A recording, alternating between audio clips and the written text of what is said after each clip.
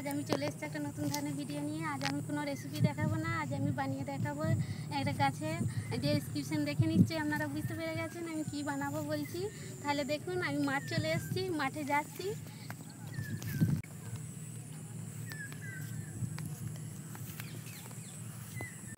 বন্ধুরা, গল্প করতে করতে চলে এসেছি। এই যে মৌসুমী লেবুর গাছ দেখতে পাচ্ছেন, এই যে মৌসুমী লেবুর গাছটা আমি কলম করে দেখাবো। কত লেবু ধরেছে দেখুন আপনারা। এই লেবুর এইরকম উন্নত মানের লেবুর গাছ হতে হবে, ভালো লেবুর গাছ। এইসব গাছে কলম করলে ভালো ফলন পাওয়া যায়। দেখুন বন্ধুরা, এই যে আদা শক্ত ডাল, এই আদা শক্ত এরকম আদা শক্ত ডালে ভালো করে কলমটা ভালো সাকসেস হবে। এই যে খুব নরমও নয় আর খুব যে শক্ত তাও নয়, এরকম আদা শক্ত ডালে কলম করতে হয়। কলম করব তার জন্য এই পাতাগুলোকে ছিটে নিচ্ছি আমি এবারে 1/2 ইঞ্চি পরিমাণ কেটে নেব। গিটের মাথা থেকে আর গিটের আগা পর্যন্ত কেটে নেব। এই গিটেটা আগের থেকে আর পরের গিটেটা আগে পর্যন্ত 1/2 ইঞ্চি পরিমাণ কেটে নিতে হবে। হয়ে গেছে, আপনারা ছুরির সাহায্যে হোক ব্লেডের সাহায্যে হোক কেটে নেবেন, ধারালো অস্ত্র হতে হবে। এবার আমি এটা আস্তে আস্তে করে ছালটা উঠিয়ে নেব।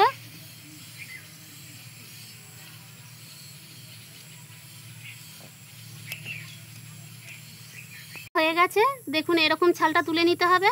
এবারে গাটা একটু অল্প করে ব্লেডে করে চেঁচে দিতে হবে। আমার ভালোভাবে ছুলা হয়ে গেছে। এবারে যেটা লাগবে সেটা হলো কাটিং এইড পাউডার। এটা যে কোনো কীটনাশকের দোকানে আপনারা পেয়ে যেতে পারেন, আর এটা না পেলে আপনারা অ্যালোভেরা জেল দিয়েও এটা করতে পারেন। আমি এই চারপাশে এটা লাগিয়ে দেব ভালোভাবে। এটাকে বলে গুটি কলম পদ্ধতি। তো অন্যরকমভাবেও দেখাবো। সেটা হলো এই মাটি, আপনারা গোবর সার মিশ্রিত মাটিও নিতে পারেন, আর শুধু দোআঁশ মাটিতেও করা যায় এই কলমটা। আমি এই গোবর সার মিশ্রিত মাটি নিয়েছি। এবার এটা ভালোভাবে এর সঙ্গে লাগিয়ে দেব।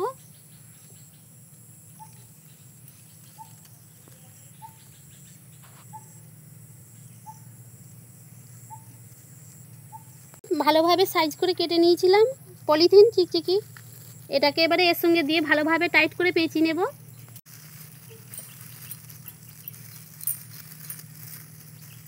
পেঁচানো হয়ে গেছে, খুব সুন্দরভাবে টাইট করে পেঁচিয়ে নিতে হবে। এবারে যেটা লাগবে সেটা হলো দড়ি। যে কোনো দড়ি আপনারা ব্যবহার করতে পারবেন। গোড়াটা আগে টাইট করে বেঁধে নিতে হবে। টাইট করে আমার বেঁধে নেওয়া হয়ে গেছে। এবার উপরটাও ভালোভাবে এইরকমভাবেই টাইট করে বেঁধে নিতে হবে, যাতে কোনো রকম পোকামাকড় বা জল বাতাস কোনো রকমভাবে না ঢুকতে পারে, সেরকম টাইট করে বেঁধে নিতে হবে। এটা ভালোভাবে পেঁচানো হয়ে গেছে। এবার ভালো করে টাইট করে বেঁধে নিয়েছি। এইভাবেই কলম করতে হয়, গুটি কলম। এইভাবেই গুটি কলম করা হয়।